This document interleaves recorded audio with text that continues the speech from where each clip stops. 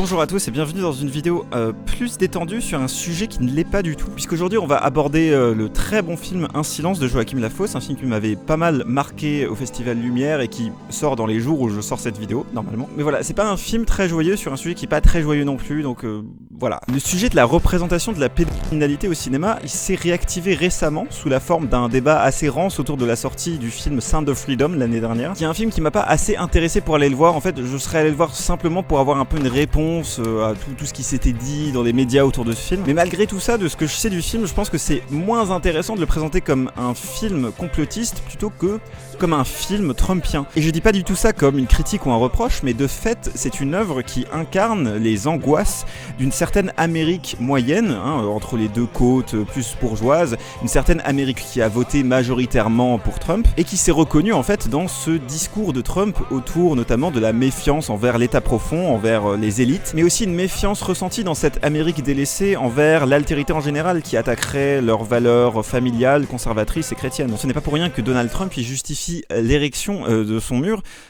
comme une sorte de remède au trafic sexuel qui serait aidé par la frontière mexicaine. Et bien sûr, vu que ce sont des affects qui sont tenus par une grande partie de la population américaine, faut toujours concéder que ces affects contiennent une part de vérité en eux. Enfin, on a bien vu ça avec le scandale de Jeffrey Epstein, on sait que dans les élites américaines, il y a des cercles de pédocriminalité, des cercles auxquels Donald Trump a peut-être participé d'ailleurs, bon voilà. Mais tout ça c'est aussi rejoint par l'idée assez trumpienne que pour remédier à ce genre de violence, en tant que citoyen ou en tant qu'État américain interventionniste, il faut y répondre avec encore plus de violence. En gros, il faut taper plus fort. Et ça, c'est quelque chose qui rejoint notamment ce qu'on peut retrouver dans le cinéma de Zack Snyder ou de Quentin Tarantino, c'est que dans ces films-là, même les femmes doivent devenir plus violentes et viriles que les hommes. Et pour répondre à la violence nazie, pour répondre au meurtre de la famille Manson, en gros, il aurait fallu leur éclater la gueule.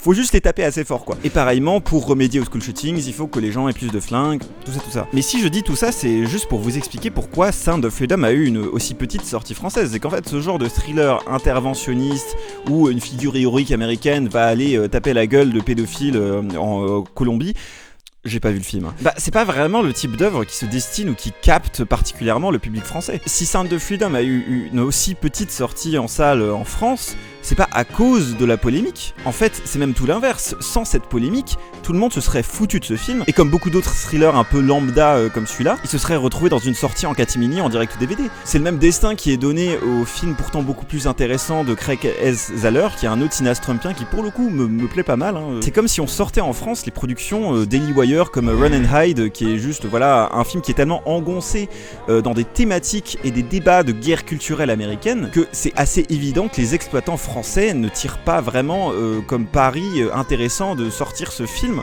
en France. Mais donc, pourquoi diable est-ce que je close et que je close sur un film que je n'ai pas vu ? C'est déjà parce que je suis assez intéressé en fait par le sujet du cinéma trumpien. D'ailleurs, il y a David Da Silva qui très récemment a sorti un deuxième tome à son œuvre de recherche sur ce sujet-là en particulier, le rapport entre le mandat de Donald Trump et le cinéma américain de cette époque-là. Mais aussi, c'est parce que pour moi, Sound of Freedom, notamment en comparaison avec la manière dont Un silence de Joachim Lafosse traite le sujet de la pédocriminalité, exemplifie tout particulièrement pourquoi ce sujet-là, qui devrait mettre d'accord tout le monde, c'est pas bien de violer des enfants, pourquoi ce sujet-là, en particulier, il représente un objet de clivage politique. C'est tout simplement parce qu'il y a une lecture du réel, un angle d'attaque, un point de vue qui est tout simplement irréconciliable dans les deux manières dont on peut aborder le sujet.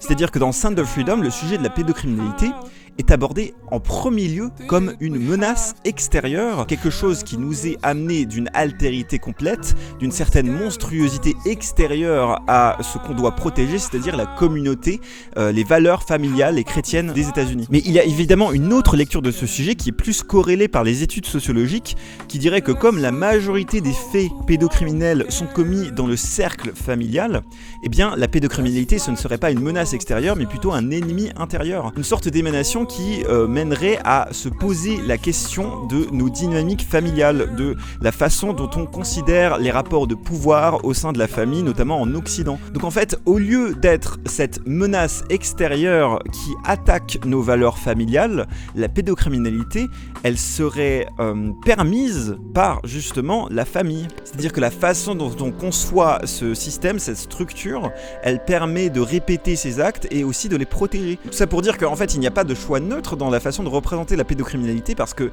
notre façon de lire cette problématique reflète forcément une certaine lecture du réel, une certaine idéologie. Et donc pour en venir enfin à Un silence de Joachim Lafosse, je pense que la première très grande force du film, c'est justement de remettre les pendules à l'heure. Parce qu'en fait, ce sujet-là de la violence sexuelle ou même de la violence incestueuse, il n'est pas là pour se dédouaner moralement. Il se trouve que je suis de l'humble avis que le cinéma n'a pas à être un safe space où nous pouvons nous déclarer étrangers du mal et qui nous ronge, et où nous devons rester brossés dans le sens du poil de nos pubis idéologiques. Les défenseurs de Sound of Freedom, du coup, ils font la même erreur que cette autre Amérique qu'ils regardent au loin, c'est-à-dire de traiter le ticket de cinéma comme un acte militant. Avatar 2 ne sert pas à sauver des baleines et pareillement Un silence, il ne servira pas à se rassurer sur les méchants monstres tapis en Colombie. Le premier grand acte que fait Un silence par rapport à la complexité réelle de ce sujet, c'est que personne n'est rendu innocent par la pédocriminalité. Notamment parce que ce genre de crime a énormément à voir avec une certaine responsabilité de l'image en tant que telle. Dans Un silence, on met du temps à comprendre que la menace est intérieure, car nous rentrons dans le bunker d'Astrid, de son mari et de leur fils adoptif, retranchés dans une vétuste maison bourgeoise, observés par les médias car le mari d'Astrid est un avocat très public, et coupé de tout le reste de la famille à cause du fantôme d'un acte irréparable et pédocriminel qu'a commis le père 30 ans plus tôt. Un acte sur lequel Astrid est toujours restée silencieuse, puisqu'elle a tenté de conserver et de reconstruire l'ensemble familial avec une adoption. Le film va étudier ce qu'il reste de cette violence, et notamment les images, que ce soit les images pédopornographiques que consomme encore le père, les images des médias qui entourent la maison, et surtout les images troublées par la pénombre du film, et comment elles dialoguent avec le spectateur. Dès le premier très long plan du film, on comprend tout de suite que Un silence, c'est d'abord un regard, celui d'Astrid, que l'on reçoit dans un surcadrage, dans un miroir, donc un regard empêché.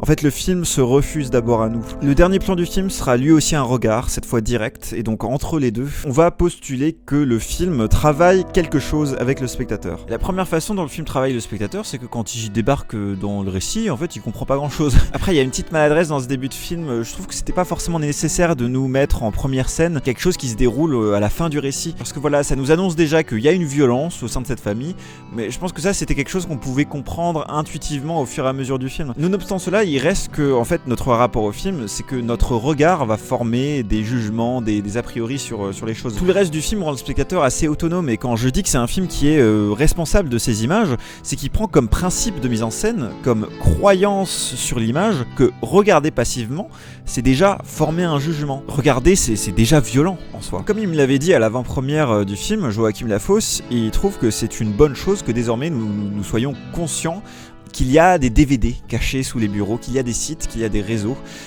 qu'en fait il y a une image pédopornographique qui existe quelque part. Autrement dit, le spectateur il est obligé de prendre en considération que l'image, elle peut être violente en tant que telle. D'ailleurs, le péché du père au présent dans le film, après sa violence du passé, c'est de se considérer comme guéri tout en continuant à consommer des images pédopornographiques. Donc en fait, des images qui vont répéter l'abus sexuel dans leur consommation. Et si regarder, c'est prendre position, alors à ce moment-là, notre position au début du film, ce serait celle des médias. En effet, la maison qu'habite cette famille, elle est constamment entourée de caméras qui veulent tout surveiller et tout voir. Et un peu à l'image du spectateur au début du film, il ne voit rien et ils ne comprennent rien. C'est notamment dû au fait que le père est un avocat qui travaille dans des affaires très publiques de pédocriminalité, ce qui renforce notre premier instinct qui dirait que le foyer est protecteur et que la menace est extérieure. Donc ça veut dire que tout le début du film, il nous travaille dans l'idée que les pédophiles, ils sont dehors, ils sont à l'extérieur de la maison, ils sont quelque part, dans les campagnes. D'ailleurs, il y a une scène vers le début du film qui condense bien ces deux idées, c'est-à-dire l'insuffisance de l'image médiatique et l'inversion de la sensation de menace. C'est une scène où on suit le point de vue du père qui marche dans son jardin la nuit, et il se rend compte qu'il y a des personnes qui se sont infiltrées chez lui pour prendre des photos. C'est des personnes qu'on découvrira ensuite être des enquêteurs. Comme on suit le point de vue du père, on va interpréter émotionnellement et instinctivement tout ce qui va empiéter sur l'espace familial comme étant une invasion.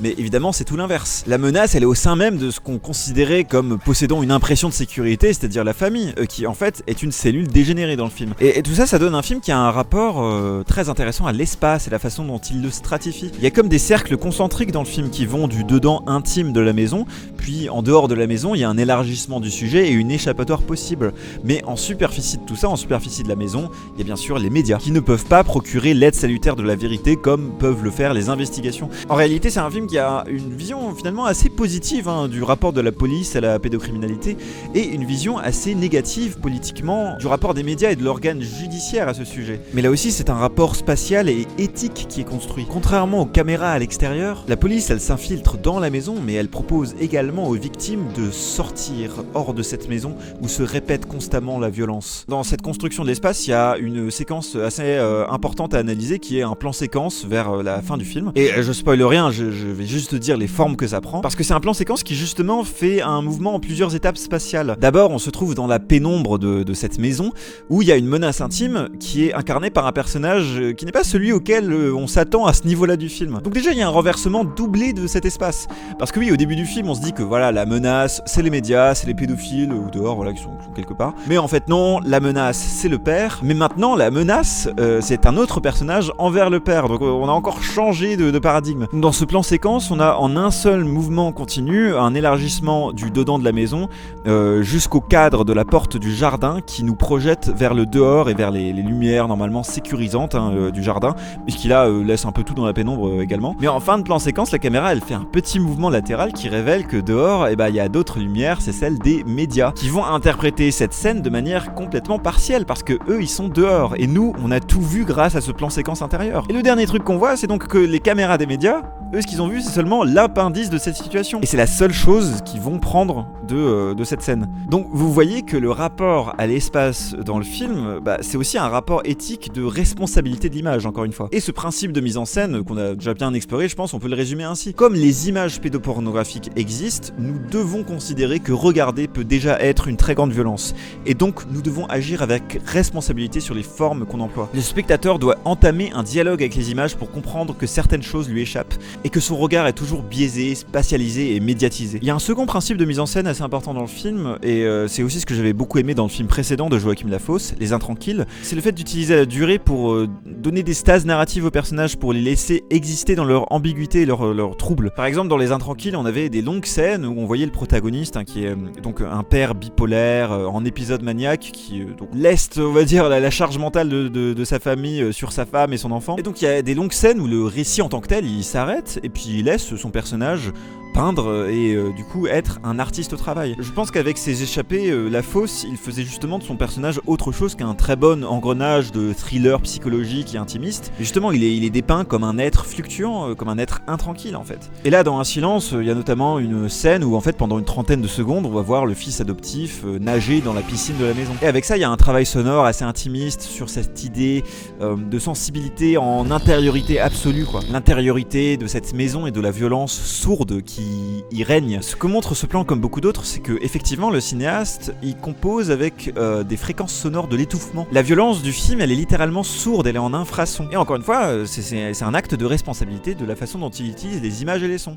Parce qu'enfin, le dernier principe de mise en scène que je vais présenter du film, c'est bien sûr l'idée que la violence, en fait, c'est majoritairement quelque chose qui ne fait pas de bruit. Ça n'a pas de forme évidente ou spectaculaire. Un peu à l'image de La Zone d'intérêt ou des Chambres rouges, qui sont deux autres films qui sortent ce mois de janvier 2024, c'est un film qui nous fait ressentir une violence invisible à partir d'un travail formel de responsabilité sur les images manquantes qu'il emploie. Dans ces films qui ne montrent pas la violence, il n'y a pas de monstre comme on l'entendrait sous la forme d'une monstration un peu foraine, spectaculaire, parce que la monstruosité, c'est aussi ce que certains sociotypes ou certains schémas psychologiques nous font accepter comme une normalité. Notamment en tant que victime, il peut arriver que nous intégrions des schémas qui justifient et acquièrent la violence qui nous est arrivée pour la répéter sur soi-même ou sur les autres. Donc sans jamais juger moralement ces protagonistes, une des idées principales qu'explore le film, avec un discernement très courageux, même si c'est un mot très cliché, mais je trouve le film courageux, c'est que en tant que victime d'une grande violence, nous sommes capables de participer à la transmission du mal. Et c'est le truc le plus vertigineux du film, ça. C'est de voir cette famille fonctionnelle et en apparence normale,